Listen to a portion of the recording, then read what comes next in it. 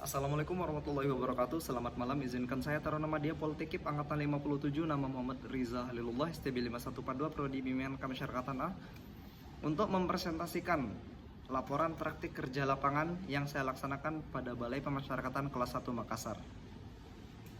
Pertama, latar belakang. Pelaksanaan praktik kerja lapangan di Balai Pemasyarakatan memberikan kesempatan bagi taruna, khususnya saya, untuk memahami secara langsung implementasi sistem pemasyarakatan yang ada di Balai Pemasyarakatan. Taruna tidak hanya terlibat dalam administrasi dan penggunaan aplikasi sistem database pemasyarakatan atau SDP, tetapi juga dalam penelitian kemasyarakatan, pendampingan, pembimbingan, dan pengawasan. Praktik kerja lapangan dapat menjadi media pembelajaran yang mempertemukan teori dengan praktik, sehingga memberikan pengalaman nyata bagi taruna dalam memahami peran penting Balai Pemasyarakatan dalam sistem peradilan pidana dan pemasyarakatan di Indonesia.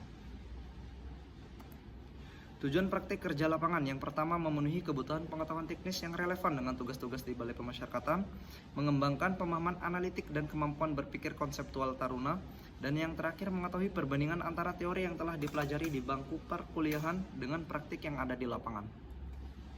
Manfaat praktik kerja lapangan yang pertama, memperoleh wawasan praktis, yang kedua mengembangkan keterampilan teknis, dan yang ketiga sebagai pengalaman dunia kerja nyata. Profil Balai Pemasyarakatan kelas 1 Makassar. Sejarah singkatnya dimulai pada tahun 1927, di mana instansi ini bernama Jawatan Reklasering yang menangani pembinaan anak dan pemuda yang membutuhkan perlakuan khusus. Dan pada tahun 1987, institusi ini berubah menjadi Balai Bimbingan Kemasyarakatan dan Pengentasan Anak atau disebut BISPA. Dan pada tahun 1997, BISPA berubah menjadi Balai Pemasyarakatan atau BAPAS sesuai keputusan Menteri Kehakiman Republik Indonesia. Untuk BAPAS kelas 1 Makassar sendiri di tahun 1999 awalnya bernama Balai Pemasyarakatan kelas 1 Ujung Pandang sesuai dengan perubahan nama kota, sehingga berubah dari Ujung Pandang menjadi Makassar. Untuk visi Balai Pemasyarakatan kelas 1 Makassar adalah menjadi institusi pelayanan yang terpercaya, bersih, dan bermanfaat.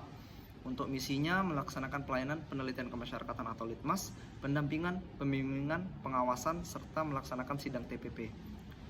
Peran dan fungsi sebagai bagian dari sistem peradilan pidana terpadu, BAPAS berkoordinasi dengan aparat penegak hukum lainnya seperti kepolisian, kejaksaan, pengadilan, dan lembaga pemasyarakatan. Untuk fokus pada bimbingan kemasyarakatan dan pembinaan anak mulai dari proses penyidikan hingga tahap pasca peradilan. Inovasi yang saya temukan di Balai Pemasyarakatan pada saat melaksanakan praktik kerja lapangan adalah aplikasi yang bernama Gamara, di mana aplikasi ini adalah aplikasi berbasis web yang dirancang untuk membantu pengelolaan dokumen dan data klien secara otomatis dan lebih efisien. Fitur utamanya ada database terintegrasi yang menyimpan seluruh data klien dengan aman dan mudah diakses, dan gudang literasi sebagai referensi untuk pembimbing kemasyarakatan. Manfaatnya adalah meningkatnya efektivitas kerja pembimbing kemasyarakatan dan mempermudah koordinasi antara UPT di wilayah kerja Balai Pemasyarakatan kelas 1 Makassar. Untuk usulan inovasi yang dapat saya sampaikan pada saat melaksanakan praktik kerja lapangan, mungkin dapat menambah kemitraan dengan lembaga eksternal, di mana dapat bekerja sama dengan lembaga pendidikan, layanan kesehatan, atau organisasi masyarakat yang tujuannya adalah menyediakan layanan tambahan seperti pelatihan keterampilan atau dukungan psikologis bagi klien. Hambatan yang saya temukan di Balai Pemasyarakatan kelas 1 Makassar adalah beban kerja tinggi pada tenaga pembimbing kemasyarakatan. Jumlah PK yang terbatas tidak sebanding dengan jumlah klien yang harus dibimbing dan diawasi. Setiap PK menangani beban kerja yang berat seperti melaksanakan penelitian kemasyarakatan, pendampingan, pembimbingan, dan pengawasan. Yang kedua, ada keterbatasan fasilitas pendukung. Beberapa fasilitas penting seperti ruang pelatihan belum memadai untuk menunjang kebutuhan klien. Alat dan perlengkapan kerja yang terbatas, serta infrastruktur sebagai perangkat teknologi juga masih perlu ditingkatkan.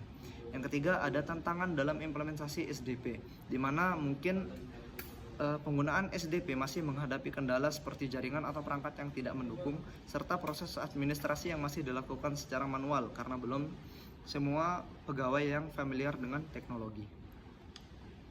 Kesimpulannya, praktik kerja lapangan memberikan wawasan praktis dan pengalaman nyata bagi taruna dalam memahami tugas dan fungsi Balai Pemasyarakatan, seperti administrasi Balai Pemasyarakatan, litmas, pendampingan, pembimbingan, dan pengawasan klien.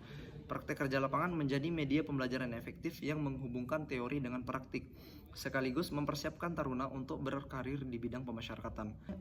Di sana saya pernah melaksanakan sosialisasi ke madrasah terdekat, lalu melaksanakan pendampingan di kejaksaan, pendampingan anak di kepolisian, mengikuti sidang pengamat pemasyarakatan, lalu ada input data wajib lapor pada aplikasi SDP, proses litmas warga binaan di rutan kelas 1 Makassar, di Lapas 1 Makassar, Lapas 2 Bulukumba, penguatan tugas dan fungsi oleh pembimbing kemasyarakatan ahli muda, penguatan materi administrasi balai pemasyarakatan, serta home visit bagi penjamin klien. Mungkin sekian yang dapat saya sampaikan, kurang lebihnya mohon dimaafkan. Apabila ada koreksi, izin dapat disampaikan.